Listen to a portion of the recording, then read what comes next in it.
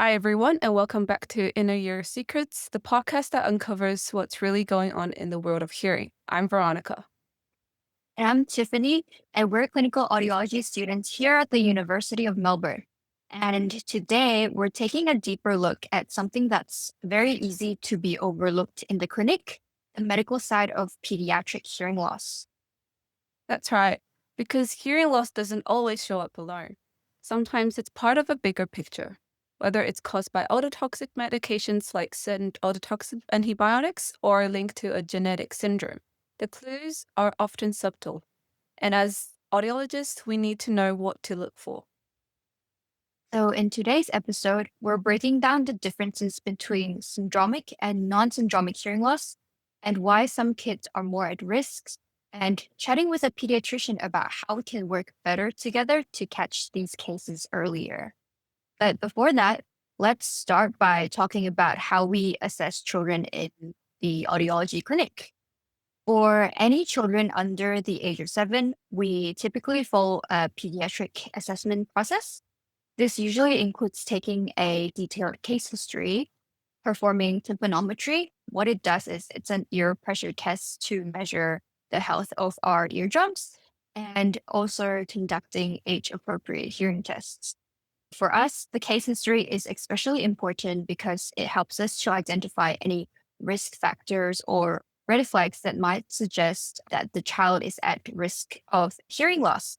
Such risk factors include a family history of permanent childhood hearing loss, neonatal ICU admission, especially for longer than a period of 5 days, exposure to ototoxic medications like gentamicin or cisplatin, in utero infections like CMV, rubella, or toxoplasmosis, cranial facial anomalies that might affect our ear or the skull, syndromic features, or any non genetic conditions that they have, recurrent ear infections or persistent middle ear fusion or middle ear fluid, and lastly, parental concerns about speech, language, or responsiveness to sound. And we see any of those risk factors, even if the hearing test comes back borderline or unclear, that's when we really want to stay alert and consider following up testing, early referral, and even a broader medical work. And speaking of risk factors, one key distinction we look out for is whether a child's hearing loss is syndromic or non syndromic. Exactly. Non-syndromic hearing loss is isolated. There are no other associated medical features, and it's often genetic. The most common cause is a mutation in the GJB2 gene, also known as connexin 26.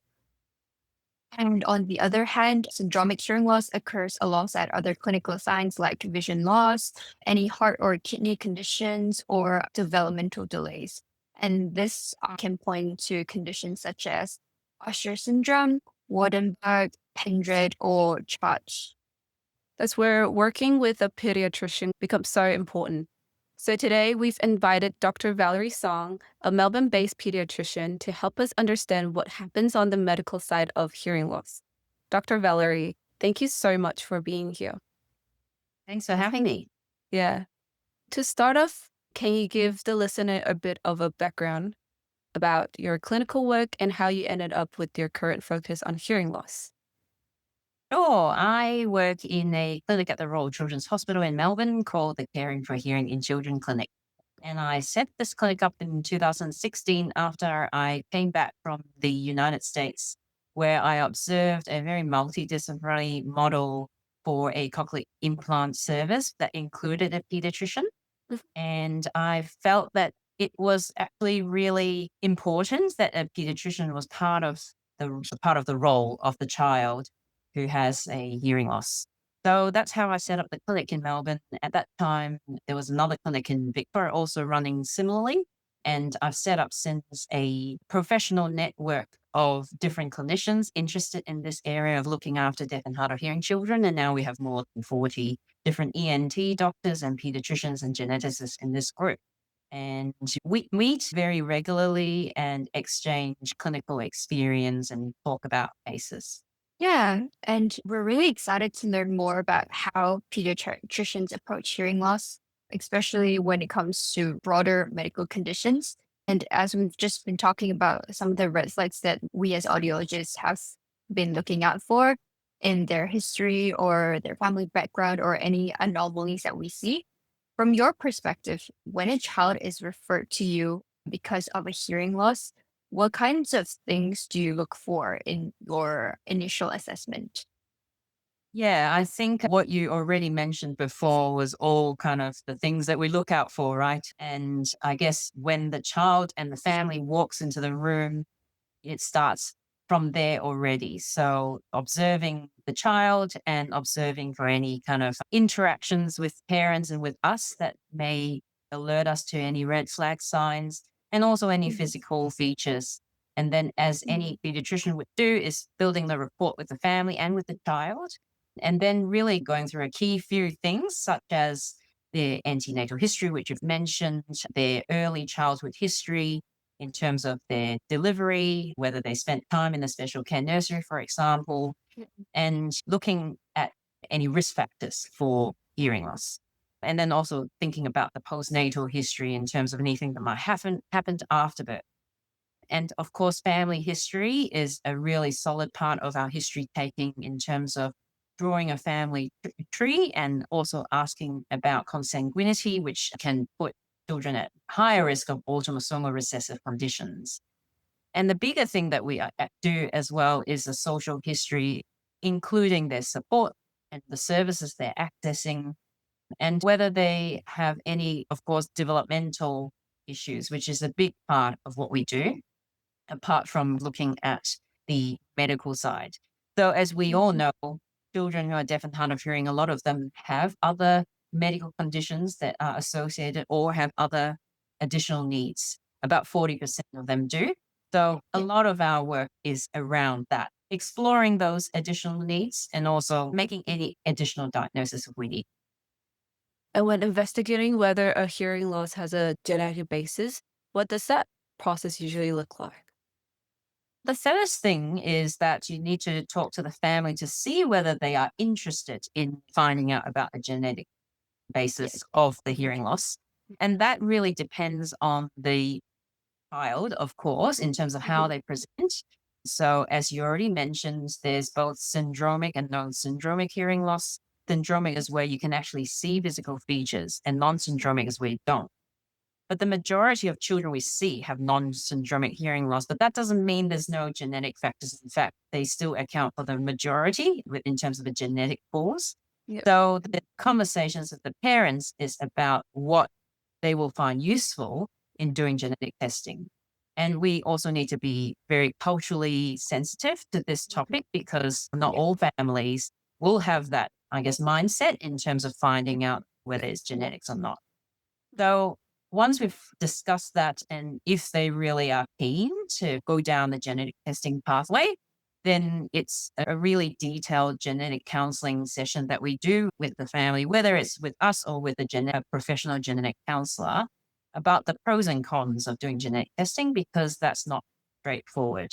Because we know there are more than 100 different genes that are linked to hearing loss, so finding out about any of those genes will have actually real implications, not just for the child, but for the parents and their extended family members. So we often really have a detailed discussion so that the family is aware of what they're consenting to having Yeah. done. Yeah. That's one of the most important points I feel, because this obviously the steps that they have to take as a family is also extremely overwhelming. Yeah. And are there any gaps or challenges you see when coordinating hearing care, especially for these medically complex children? Yeah, they always are. Some of these children, all of these children in Australia technically can access many different services thanks to the ability to access funding for early intervention. But we know that Yeah. not all families access those services. And we also know a majority of children who are deaf and hard of hearing don't reach their full potential for many different reasons. So there definitely are lots of gaps that we're really actively trying to address at the moment through our work. And in the in the recent years, I think we've also had a lot more kind of family support in helping families come to term with the diagnosis and also helping them access the appropriate services at the space and time that they feel that they can cope, because as the diagnosis can be very overwhelming for the Yeah. family. So I think it's always also tricky in terms of what medical professionals they end up seeing too, because there's ENT specialists and there's pediatricians. Families get different information from different clinicians.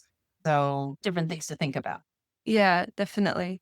And you mentioned about the patient-centered care around these kind of things, and it's really important, especially as an audiologist, to know other disciplines. So Mm. I guess when we're in clinic and the patient asks us and we have something to talk about to them, a bit more assuring at that time. So do you have one thing you wish audiologists understood better about your role in patient-centered care in these cases? Yeah, I think understanding the cultural kind of background of the family and what they because even if you tell them, oh, go and see so and or Yeah. see this clinician, they may not actually accept that at all, Yeah. even though you suggest it. So I think exploring that in a little bit more detail with the family is often really useful to understand where they come from Yeah. and to also think about the things that you can, how do you say it? Just some misconceptions that they may have about what it means to see a clinician, for example. Yeah. So I think having that kind of broader lens definitely does help. So is there anything that you would like audiologists to know something specific about a pediatrician role, especially in the hearing care, so that we can talk to the patient if they ask? Yeah, I think the main thing is knowing that the child in front of you doesn't just have a hearing loss. There's so many other Yeah. things that surrounds the child, including all the impacts of their hearing on their daily life. And there are also many conditions that you cannot see. So even though, yes, you can see syndromic hearing loss, you can see unusual physical features, the majority of them don't have anything that you can see. But there Mhm. are many different important medical conditions that need to be excluded. So, for example, enlarged vestibular aqueduct, if they do have that as a condition, there is a lot we can do in counseling them about participating in high impact contact sports, for example, or if they have other delays like gross motor delays, then thinking about other conditions like Usher syndrome that might be one of the defining features. So there's lots of different things that may be going on. So I think the key is that I think every single child with a hearing loss should be given the opportunity to see a pediatrician and Yeah. ENT surgeon. I think that's kind of key because there are so many things that an audiologist may not have thought about that Yeah. we might That's explore yeah. further. And do you have a real world example or a case that comes to mind, maybe about a patient you had who developed hearing issues like after the treatment? Can you tell us what happened and what could have been done differently with your case? Not sure about that, but one common thing I think that audiologists face are children who have developmental disabilities or who have autism, Right. for example. So when Mhm. you assess the child, there you actually need to cater for that, and it's hard to cater for it if you don't know. So I guess one scenario could be a child who's not responding to the sounds, but it may not be because they cannot hear. It may be because of other conditions, such as autism, for example. Yep. So dealing with a child like that does require extra thought and extra attention in terms of how you can go about engaging the child and getting the most of your investigation and examination out of the child. And often working with a pediatrician can help in that regard. Yeah. All right. So we're wrapping up and we got like a quick rapid fire round. So just very quick advice and things that comes to mind. Okay. So the first question is biggest misconception parents have about ear infections or glue ear. I have to have a think about that one. It's okay. Take your time. Perception that it will just go away and you don't have to do anything about it. Yeah. I guess we see this ourselves in terms of continual fluid ear and the impact it Mhm. has on hearing and development for the child. So getting on top of it actually is really important. Okay. One thing you tell a new doctor about recognizing hearing loss in kids. You can't often tell. I can't, yeah. So it can be subtle and asymptomatic. Yeah. Mm, Yeah. But language delay, any yeah. child with a language delay, check their hearing because that's so important to exclude. Yeah, definitely. I have a question regarding like anxious referrals, but just because I'm very curious, how would you guys like talk to them if they're like not in denial, but they're trying to understand what is going on, but they're very hesitant with the genetic counseling process or any the next steps to this? Because I think when I had my placement, there is like a case when this kid has autism already. And I think they were really worried about his autism as it is, Yeah. not so much about his hearing loss, Yeah. because that's their main focus. Mhm. They understand where this is coming from, but at the same time, it's very hard for them to just prioritize taking care of their hearing because Yeah. at one point they're like they can't really speak well anymore. Mm, So they're like that's not their focus at the point. It's more so trying to see other doctors for any other medical conditions that they have rather than their hearing. That's what I've seen. Yeah, sometimes you just it's just time. So sometimes you just have to hang on to the family, support them in whatever way is possible, understand the underlying reasons, and at some point, hopefully, they will be ready to explore that further and accept. But it is difficult when someone doesn't really want to accept something, and you yeah. can't really change that easily. So it's actually the clinician really accepting that as a status quo for Mhm. now and doing your best to continue to follow up the family and offering them whatever support they might need until the time comes when they're ready to engage. And that does mean sometimes that we do miss a lot of things, opportunities Yeah. along the way. Of course, if they're disastrous kind of opportunities, then there are other things that we might need to do as risk to the child and safety of the child. But in general, it's all about really understanding the underlying factors that are preventing them from engaging. Yeah. So in audiology, it's easy to focus on thresholds, tympanometry, and test results. But today's conversation was an important reminder that behind every program is a complete child and a broader clinical picture. Whether it's a newborn in intensive care, a toddler with delayed speech, or a child navigating complex medical needs, hearing is clearly just one part of a much larger narrative. And it's really through interdisciplinary collaboration that we can provide the most extensive and comprehensive support to these families. So we hope this episode encouraged you to take a step back, consider the bigger picture, and reflect on the role of hearing health with the wider healthcare journey.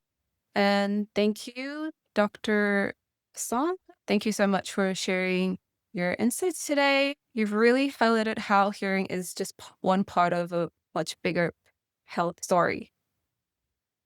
Yeah, and thank you. It's such a great reminder that interprofessional care, working alongside pediatricians and doctors, is really the key to giving our patients the best possible outcomes.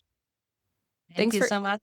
Thank you. And thank you to the listener for tuning in to Your Secrets. We'll catch you next time as we continue to explore what's really going on in the world of hearing.